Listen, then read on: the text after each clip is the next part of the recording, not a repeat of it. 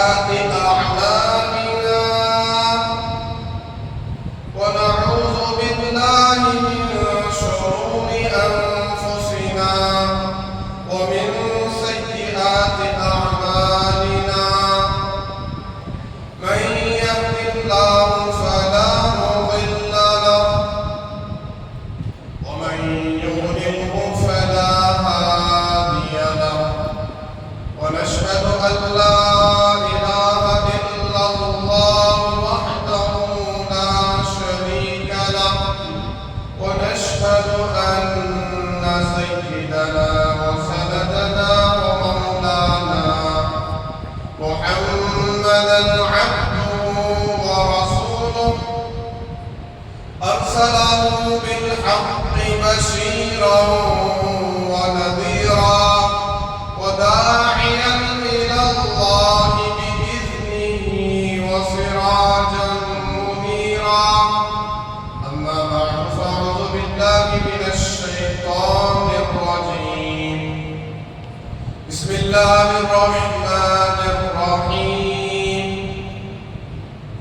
يا أيها الذين آمنوا ادخلوا في السلم كافة ولا تتبعوا خطوات الشيطان إنه لكم عدو مبين وقال تعالى في مقام آخر والذين جاهدوا فينا لنهدينهم سبلنا وإن الله لمع المحسنين وقال النبي صلى الله عليه وسلم من حفظ سنتي أكرمه الله بأربع خصال المحبة في قلوب البررة والهيبة في قلوب الفجرة والسعة في الرزق والثقة في الدين أو كما قال عليه الصلاة والسلام رب اشرح لي صدري ويسر لي أمري واحلل عقدة من لساني يفقهوا قولي سبحانك لا علم لنا إلا ما علمتنا إنك أنت العليم الحكيم رب زدني علما رب زدني علما رب زدني علما اللهم صل على سيدنا ومولانا محمد في أفضل كلامنا اللهم بارك على سيدنا ومولانا محمد في أوسط كلامنا اللهم بارك على سيدنا ومولانا محمد في آخر كلامنا محترم معزز السامعین الکرام بزرگوں دوستوں اور ملت کے عزیز نوجوانوں ایک مرتبہ سرکار مدینہ خائے مدنی تاجدار مدینہ امام الانبیاء سید الانبیاء سید الاتقیاء والاولیاء کی پاک نارگاہ پاک شان میں درود پاک کا نذرانہ پیش ہوا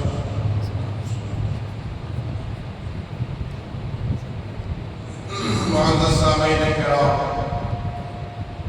ہمارا عنوان و پاک حدیث ساتھ خوش قسمت لوگ خوش نصیب لوگ جن کو اللہ تبارک و تعالیٰ کل قیامت کے دن اپنے عرش اعظم کا سایہ عطا فرمائیں گے اس پر چل رہا ہے آپ نے گزشتہ اور اس سے پہلے 2 جمعہ مسلسل اسی حدیث پر آپ نے سماعت فرمایا ہے بیان سنا ہے 4 چیزیں تو میں نے ذکر کر دی ہیں 4 شخصیات کا ذکر میں نے کر دیا آقا نے فرمایا سبعۃ یظلهم اللہ فی ظلہ یوم لا ظل الا ظلہ الامام العادل شاب نشا في عبادة ربه ورجل قلبه معلق بالمساجد ورجلان تحابا في الله اجتمع عليه وتفرقا عليه. یہ چار چیزیں آپ میں سے ایک امام عادل انصاف کرنے والا بادشاہ، اللہ تبارک و تعالیٰ اس کو اپنے عرش کا سایہ عطا فرمایا.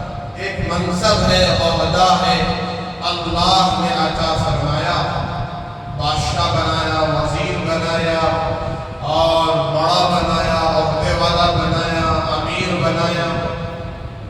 اور جو بھی بڑے عہدے پر فائز ہیں وہ اپنے ماتحتوں کے ساتھ انصاف کا معاملہ کرتا ہے.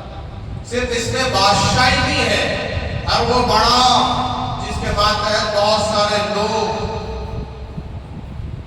جیتے ہیں، اللہ نے اس کو ذریعہ بنایا ہے، ان کے ساتھ انصاف کا معاملہ کرتا ہے. ظلم و ستم سے بچیں، ذرا برابر بھی ان پر ظلم نہ کرتا، زیادتی نہ کرتا. پھر وہ آدمی، وہ جوان جو جوانی میں اللہ کی عبادت کرتا ہے، اللہ اس کو بھی اپنے عرش کا سایہ عطا فرمائے. تو اس پر بھی آپ نے بڑی تفصیل سے سنا. پھر وہ آدمی جس کا دل مسجد میں اٹک جائے، کہاں اٹک جائے؟ مسجد میں اٹک جائے. یہ تیسرا جمعہ ہے، اس حدیث کو سنتے ہوئے آپ کا تیسرا جمعہ گزر رہا ہے.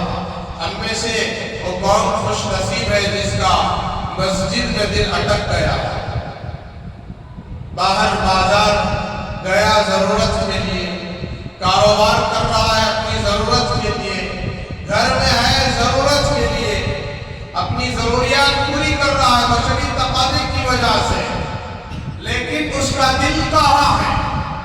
تھوڑا اندازہ لے، جائزہ لے، دیکھے دل ٹٹوڑے، اپنے دل کی تلاشی لے کہ دل مسجد میں ہے یا بازار میں.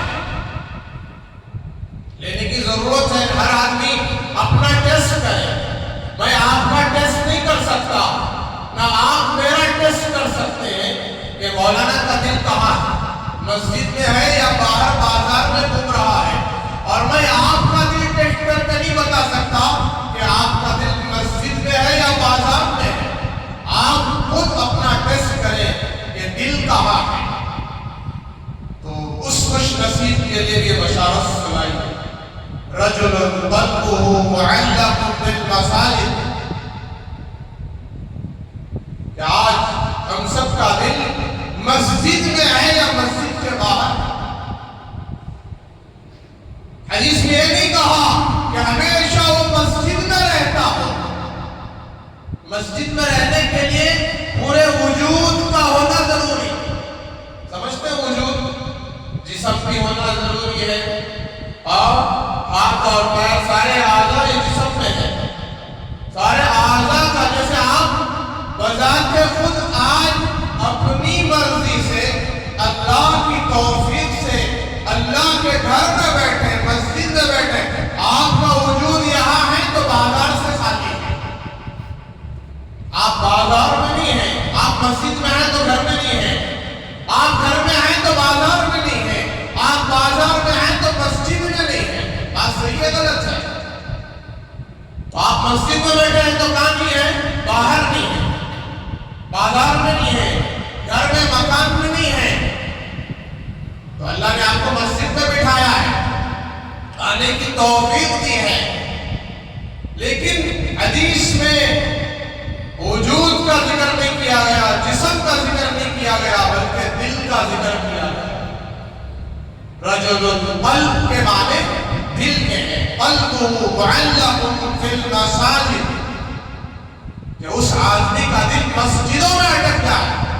مساجد کا، مسجدوں میں جہاں جا رہا ہے کاروبار کے لیے، تجارت کے لیے، اور سفر میں ہے، حضر میں ہے، مقام میں ہے، اس ملک میں ہے یا کسی اور ملک میں ہے، جہاں کہیں بھی ہے، جس ضرورت کے لیے جا رہا ہے، مسلمان پہلے مسجد تلاش کرتا ہے. ظہر کا وقت ہو گیا تو کس کی تلاش کرتا ہے؟ مسجد تلاش کرتا ہے، ہوٹل تلاش نہیں کرتا کہ ہوٹل کہاں ہے. یہ الگ مسئلہ ہے کہ بہت بھوک لگی ہے، جا کے کھانا کھا لو پہلے پھر مسجد جاؤ. تو ہر علاقے میں مسلمان کی ذمہ داری کہ وہ مسجد تلاش کرتا ہے. جہاں کہیں اس لیے کہا مساجد، ایک مسجد نہیں کہ محلے میں آئے تو نماز کو آتے ہیں، محلہ چھوڑ دیے تو پھر نماز بھی چھوٹ گئی. بازار چلے گئے تو نماز بھی چھوڑ کے ارے بھائی اب تو کاروبار میں ہے، بیپار میں اب کیسے جا سکتے ہیں نماز؟ کسٹمر آ رہے ہیں، تجارت چل رہی ہے، بزنس کا وقت ہے، بزنس چھوڑ کے جاؤں گا تو 100-200 کا نقصان ہو جائے گا، 400-500 کا نقصان ہو جائے گا. اس کے لیے یہ وعدہ نہیں ہے، یہ بدنصیب آدمی ہے. الغرض چوتھی چیز وَرَجُلَانِ تَحَابَّا فِي اللَّهِ وَتَفَرَّقَا اجْتَمَعَا عَلَيْهِ وَتَفَرَّقَا عَلَيْهِ. یہ دو آدمی، دو مسلمان آپس میں اللہ کے لیے محبت کرتے ہو. کس کے لیے بھائی؟ اللہ کو راضی کرنے کے لیے. اب اللہ کے لیے محبت کا کیا مطلب ہے؟ اللہ جن جن اعمال سے راضی اور خوش ہوتا ہے ان لوگوں سے دوستی. آپ کی دوستی کس سے؟ جن کی زندگی میں اللہ کی مرضیات، اللہ کے احکامات، رسول اللہ کے طریقے، شریعت، دین، پاکیزہ زندگی، تقوی، طہارت، ایسے لوگوں سے آپ کی دوستی ہو. آپ کا اٹھنا بیٹھنا ایسے لوگوں سے ہو. ان سے کوئی آپ کا غرض نہ ہو، ان سے کوئی آپ کی غرض وابستہ نہ ہو. پیسوں کے لیے دوستی نہیں ہو رہی ہے، ان سے کچھ لینے کے لیے دوستی نہیں ہو رہی ہے، ان سے کوئی نفع اٹھانے کے لیے دوستی نہیں ہو رہی ہے کہ وہ بڑے مالدار ہیں اور تاجر ہیں، فلاں ہیں، اس لیے دوستی ہے. بس صرف اللہ کے لیے دوستی ہو. تو ایسے دو لوگوں کو بھی خوشخبری سنائی گئی کہ ان کا اٹھنا بیٹھنا ملنا جدا ہونا اللہ کے لیے ہے. تو پھر ان کو بھی قیامت کے دن عرش اعظم کا سایہ آتا ہے. کون سا سایہ ہے؟ عرش اعظم.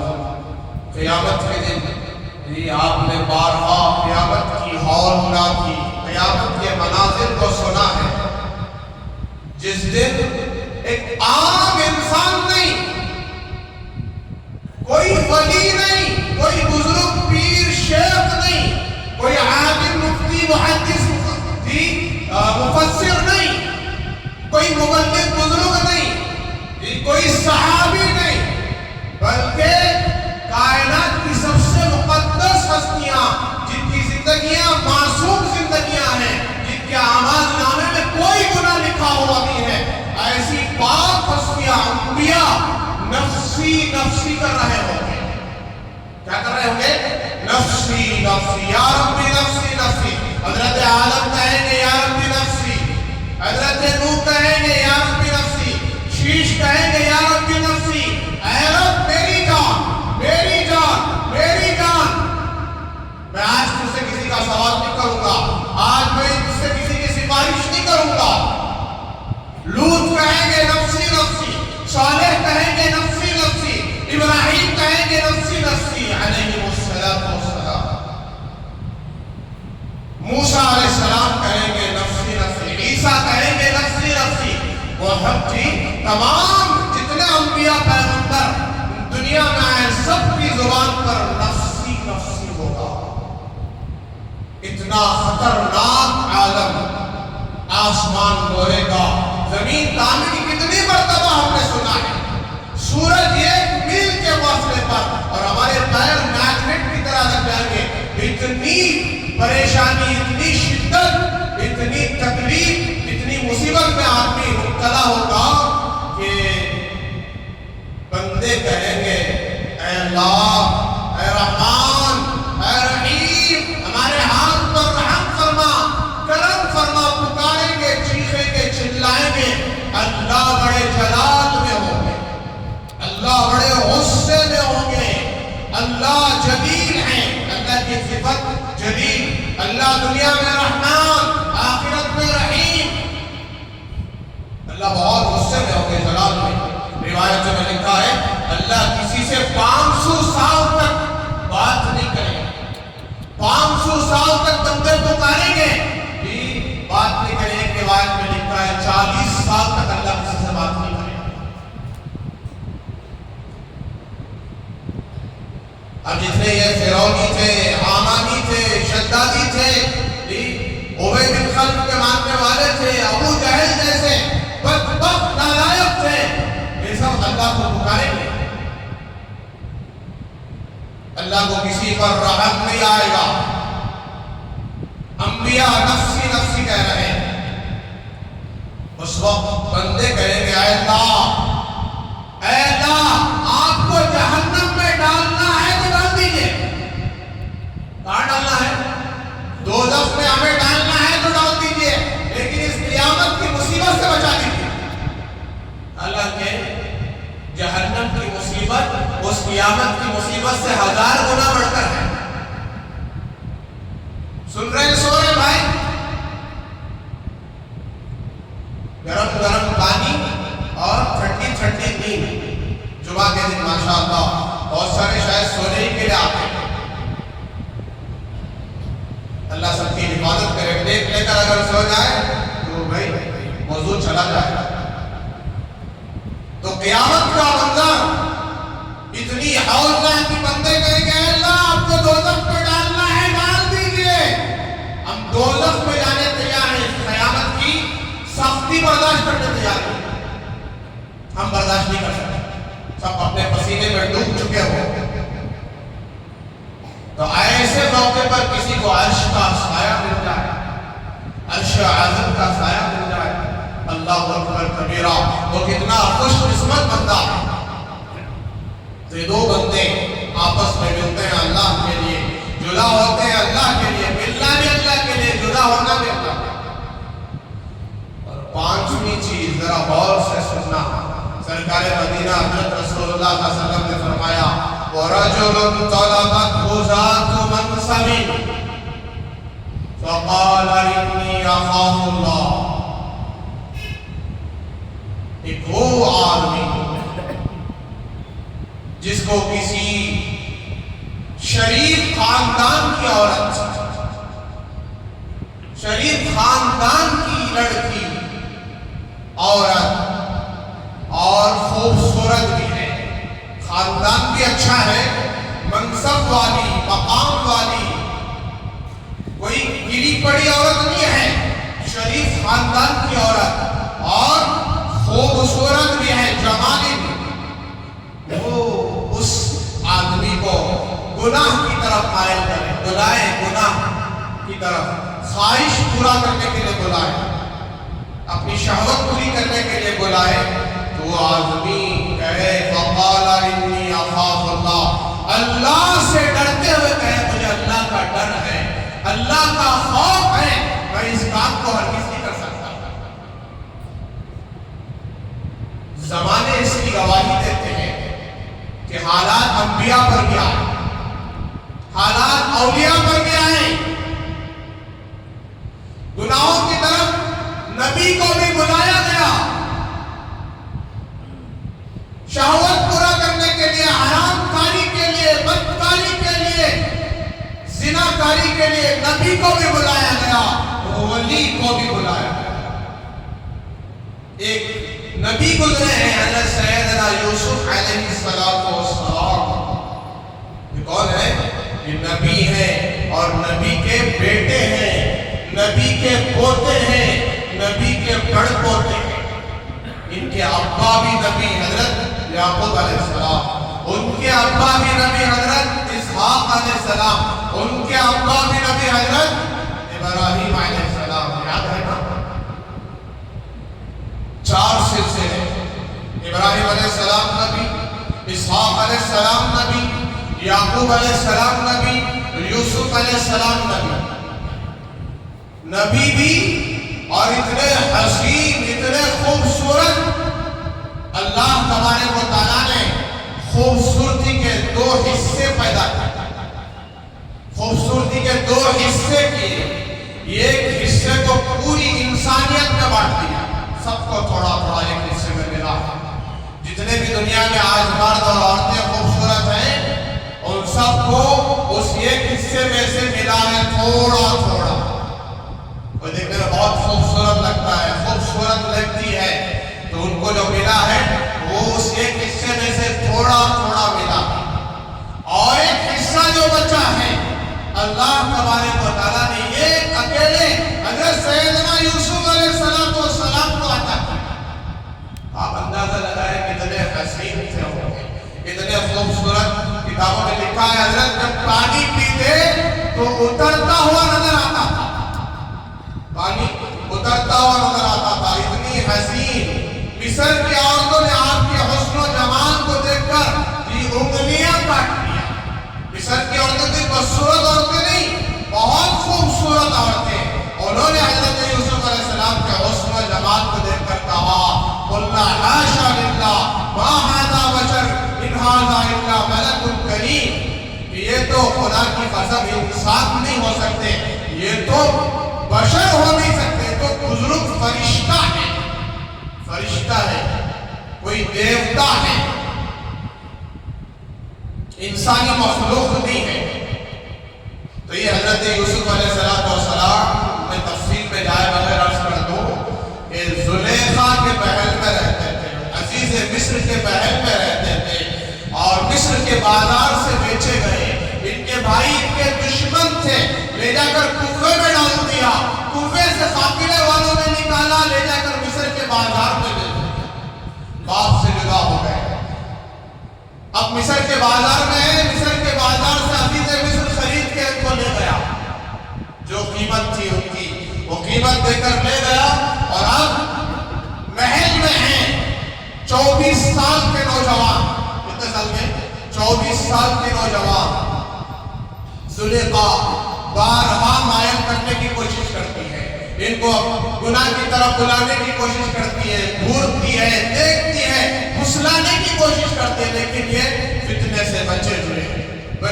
اب چونکہ غلام کی حیثیت سے رہ رہے ہیں، خادم کی حیثیت سے، اس لیے ان کی مجبوری ہے. اب ایک بڑھیا تھی، ایک بڑھیا، اس نے آئیڈیا دیا. اکثر بڑھیاں قوم پہ ہاڑ کر دیتے ہیں، آج بھی گھرانے ہاڑ کرنے والی وہ کچھ بڑھیاں ہی ہوتی ہیں، لیکن ہر بڑھی نہیں، یہ اچھی نیک بھی ہوتی ہے. بعض بڑھیاں جوانوں کو ارے کیا ہے تو ابھی بڑھا ہوگا کہ اب 20 گاڑی رکھ لینا، اب 20 گاڑی رکھ لینا، تو کیا بڑھا کیا تو کیا 60 سال ہوگی تجھے، 60 سال خبر میں پیر چھوڑنے کے بعد گاڑی رکھو گے؟ اللہ کو وہ جوان، ابھی سن رہے ہیں آپ، جوانی کی عبادت بہت پسند. جوانی کی عبادت میں داڑھی بھی داخل ہے، داڑھی بھی شامل ہے، 5 نمازیں بھی داخل ہیں، تقویٰ طہارت گناہوں سے بچنا سب داخل ہے. اور نوجوانوں کو غلط فہمی، داڑھی رکھوں گا تو لڑکیاں نہیں ملیں گی، شادی جلدی نہیں ہوگی. داڑھی بڑھاؤ گے تو تم فاسق ہو، فاجر ہو، اللہ کے نزدیک گنہگار ہو، نافرمان ہو. تم جیسے نافرمان ہو ویسے ہی تمہیں بھی نافرمان ملے گی. پیغمبر رسول ہے، جھوٹ نہیں کہہ سکتا. تم نے اللہ کا، اللہ کے نبی کا طریقہ چھوڑا ہے.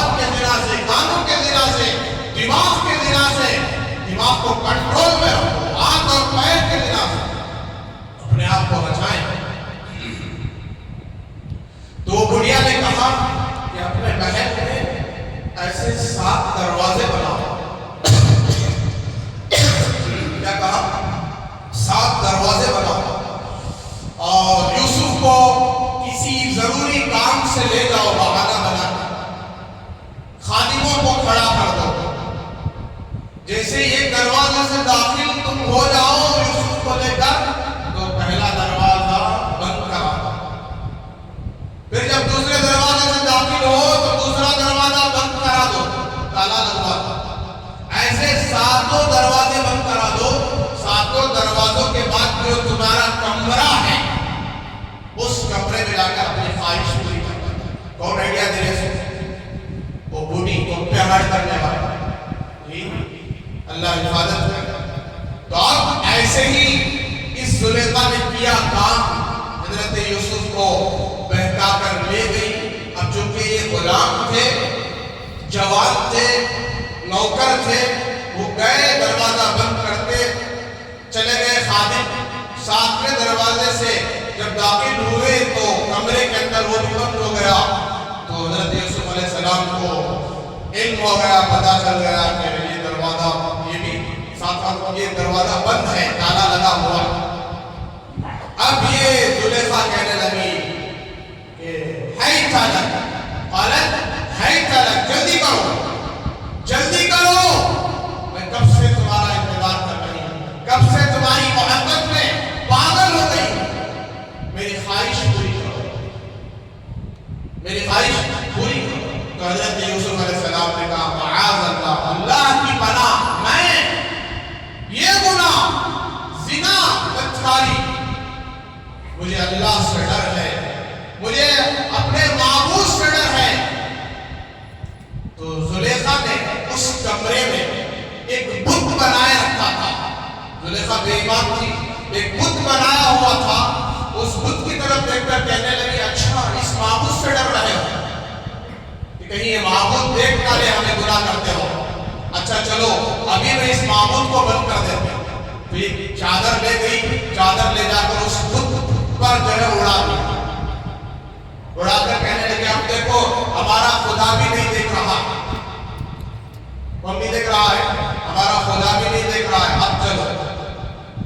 تو حضرت یوسف علیہ السلام نے فرمایا کہ اس خدا سے کیسے بچ سکتا ہوں جو ساتوں زمین کی چیز، اندر کی چیزیں دیکھتا ہے، ساتوں آسمانوں کی چیزیں دیکھتا ہے، اس سے کوئی چیز چھپ نہیں سکتی۔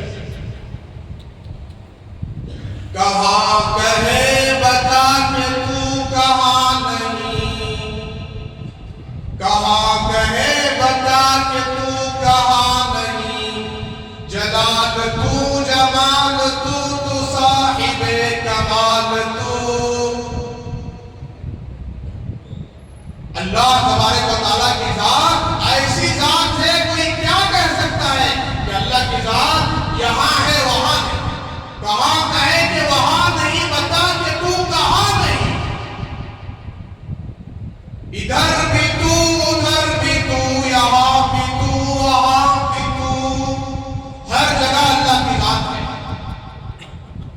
امام غزالی رحمۃ اللہ علیہ کے دور میں ایک بادشاہ ایک بڑے مدرسے کو گیا، جا کر جو ہے بڑا نیک تھا، ان کو آزمائش جی ان کو آزمایا، بچوں کو کہا ایک فروٹ دے کے، پھل دے کر کہا، ایک کیلا دے کر کہا بچے تو چھوٹے تھے، بچوں اس کو ایسی جگہ کھا کر آنا جہاں تمہیں کوئی نہ دیکھے، کوئی نہ دیکھے بچے، اور جو ایسی جگہ کھا کر آئے گا اس کو میں انعام دوں گا۔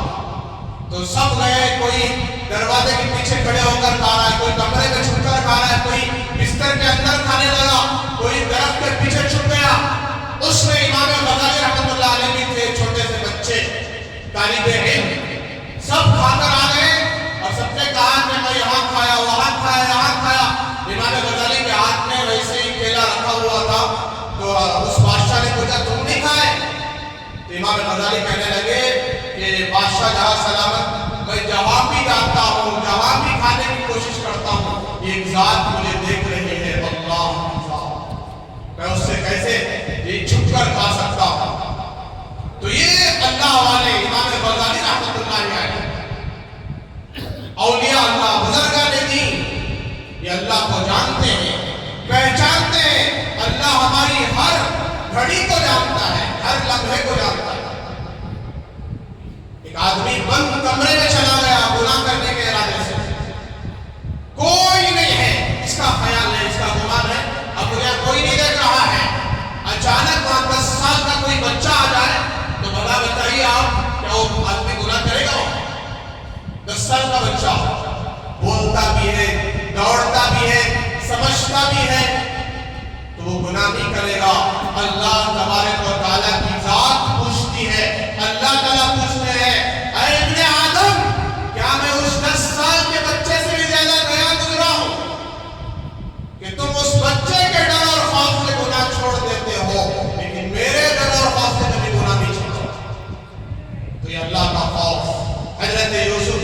अलैहिस्सलाम अल्लाह के डर और खौफ से भागने लगे, वापस पलट कर दरवाजे की तरफ दौड़ने लगे।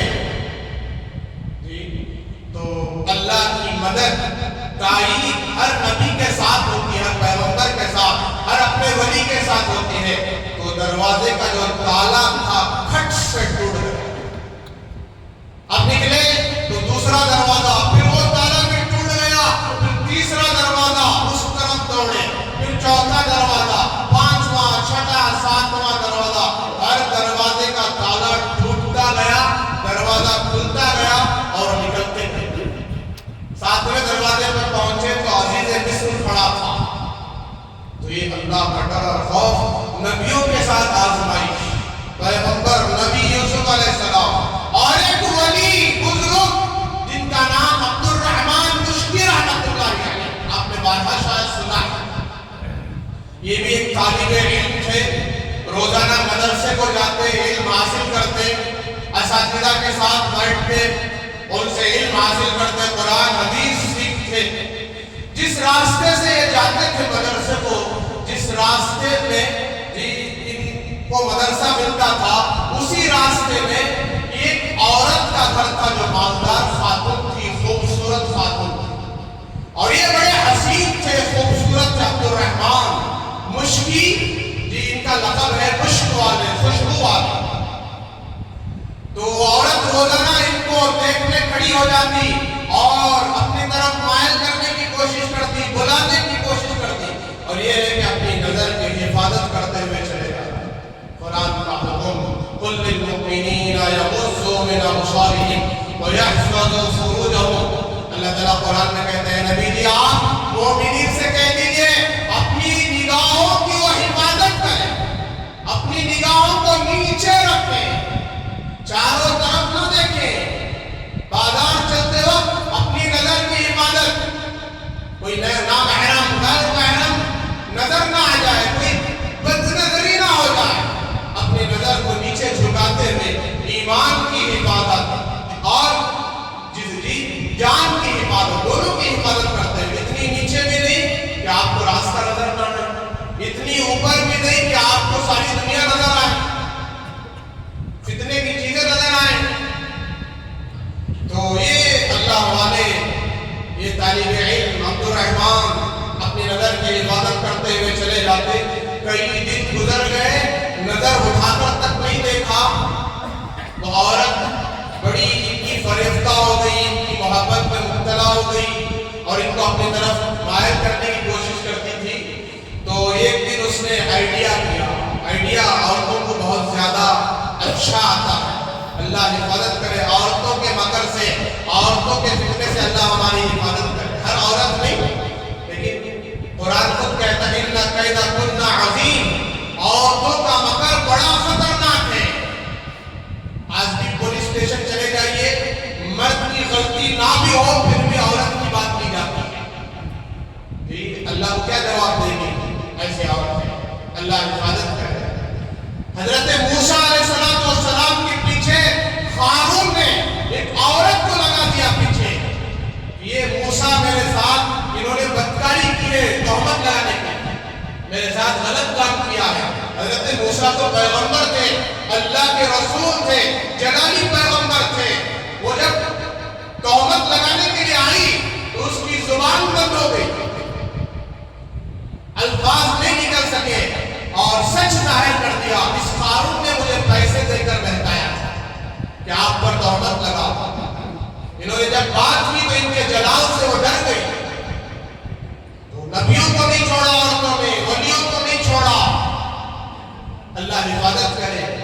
तो वो औरत, एक बूढ़ी औरत को हजरत अब्दुल रहमान मुश्किल रहमतुल्लाह अलैह के पास भेजा और बूढ़ी आई, अब्दुल रहमान को सलाम करके कहने लगी कि बेटे हमारे इस घर में, सामने वाले घर में एक बड़े बुजुर्ग, बड़े मियाँ बहुत बीमार हैं, तुम अल्लाह वाले मालूम होते हो, नेक मालूम होते हो और जो है कुरान हाफिज कुरान मालूम होते हो, तुम्हारी जुबान में तासीर होती है, शिफा होती है, तो चल कर 2 قدم آگے بڑھا کر اس بزرگ کو دم کر دو کہ تمہارے دم سے بھی وہ ٹھیک ہو جائے۔ تب عبد الرحمن بھی نیک تھے، متقی پرہیزگار تھے کہ سوچنے لگے کہ بزرگ میاں بہت بیمار ہے، میں چل کر دم کر دوں تو شفا مل جائے انشاءاللہ قرآن کی برکت سے۔ تو چنانچہ راضی ہو گئے گھر کے اندر گئے تو جیسے اندر پہنچے تو تالا لگا دیا گیا۔ کیا لگا دیا گیا؟ تالا لگا دیا گیا۔ جو روزانہ جو عورت ان کو گھورتی تھی وہ آ گئی سامنے، کہا کہ ارے جوان، اپنے عشق پر بڑا تکبر ہے، تمہیں فخر ہے، غرور ہے، نظر اٹھا کر بھی مجھے نہیں دیکھتے، چلو آج خواہش پوری کرو۔ تو حضرت عبد الرحمن اندر اندر رونے لگے، میں کون سے فتنے میں پھنس گیا، میرے مدرسے کا وقت ہے، قرآن حدیث سیکھنے کا وقت ہے، علم حاصل کرنے کا وقت ہے۔ تو بہت زیادہ گھبرانے لگے۔ تو حضرت عبد الرحمن مشکی دروازے کی طرف دوڑنے لگے، کسی طریقے سے میں باہر نکل جاؤں۔ تو عورت کہنے لگی، نوجوان بھاگنے کی کوشش کرو گے تو زمانے کو چیخ کر بتاؤں گی کہ اس نے میرے ساتھ بدکاری کی کوشش کی۔ اب بولو زمانہ کس کی بات مانے گا؟ تو حضرت عبد الرحمن سوچنے لگے کہ اگر میں زبردستی جاؤں گا تب بھی میرے اوپر ہی تہمت لگے گی۔ چنانچہ کہا کہ ٹھیک ہے، مجھے پہلے ضرورت سے فارغ ہونے کو دو، حمام کہاں ہے، استنجا خانہ کہاں ہے؟ تو حضرت عبد الرحمن نے پوچھا تو وہ عورت کہنے لگی، ارے اپنے خادموں سے ان کے لیے استنجا خانہ صاف کرو، ان کے لیے راستہ دکھاؤ۔ چنانچہ وہ گئے اور جا کر اس زمانے میں جیسے آج کے ٹوائلٹس ہوتے ایسے نہیں ہوتے تھے، گڑھے میں جو استنجا بیت الخلا ہوتا، پھر لے جا کر اس گندگی کو دور پھینکتے۔ تو جہاں گندگی پڑی ہوئی تھی اٹھا کر انہوں نے اپنے جسم پر مل لیا، اپنے کپڑوں پر لگا لیا، اپنے سر پر لگا لیا، اور سیدھے آئے، آ کر اس کے سامنے کھڑے ہوئے، آجاؤ ویلکم ویلکم، کم کہا، بلایا اس کو۔ تو عورت کہنے لگی، ارے پاگل ہے یہ، کوئی دیوانہ ہے، پاگل کہیں گے، زمانہ میری خوبصورتی پر مرتا ہے اور تو ایک پاگل ہے جو مجھ سے بچ رہا ہے۔ تو گڑیا سے کہنے لگی کہ اس کو نکال کر بھیجو باہر، نکالو اس کو۔ تو دروازہ کھلا اور دوڑتے ہوئے گئے نبی کے پاس، غسل کیا اور وضو کروایا، پاک صاف ہوئے، جو ان کے پاس اس وقت صابن تھا اس سے اس سے غسل کیا، پاک صاف ہوئے، ڈرتے ڈرتے جلدی مدرسہ پہنچے۔ درس چل رہا ہے، طالب علم طلباء بیٹھے ہوئے ہیں، اور حضرت سے اجازت لے کر اندر گئے اور حضرت نے بٹھایا۔ اب اچانک ایک مشک و عنبر کی خوشبو پھوٹنے لگی۔ تو حضرت نے پوچھا، آج اتنی اچھی خوشبو کون لگایا ہے؟ یہ ڈر گئے کہیں میری بدبو کا اثر ابھی باقی تو نہیں ہے، کہ بدبو کی وجہ سے حضرت عیب کو چھپا کر خوشبو کہہ رہے ہیں۔ تو طلباء کہنے لگے، حضرت ایسی خوشبو تو ہم نے نہیں لگائی۔ تو پھر پوچھا، تو پھر حضرت عبد الرحمن مشکل رحمۃ اللہ علیہ کہ جب قریب ہوئے حضرت تو سمجھ گئے کہ یہ خوشبو تو عبد الرحمن کے پاس سے آ رہی ہے۔ چنانچہ درس ختم ہوا، درس ختم ہونے کے بعد بلا کر پوچھا، معاملہ کیا ہے؟ تو سارا معاملہ سنایا۔ اللہ تبارک و تعالیٰ کو وعدہ اس نوجوان کی اتنی پسند آئی اور اس نے اپنے آپ کو پاک دامن رکھا، آرام سے بچایا، اللہ نے اس گندگی کو خوشبو میں بدل دیا۔ روایتوں میں لکھا ہے، عبد الرحمن مشکی کا جنازہ جب اٹھا تو جنازہ اٹھ رہا تھا تو تب بھی وہ خوشبو آ رہی تھی۔ یہ تقوی کی برکت۔ نوجوانوں، اپنی نظر کی حفاظت کرو، اپنی نگاہ کی حفاظت کرو، یہ تمہاری طاقت ہے، تمہاری روحانی طاقت آنکھوں کی حفاظت میں ہے، زبان کی حفاظت میں ہے۔ زمانے کو ڈرانا چاہو ڈرا نہیں سکتے، تقوی کے ذریعے سے سارے زمانے کو ڈرا سکتے ہو۔ صحابہ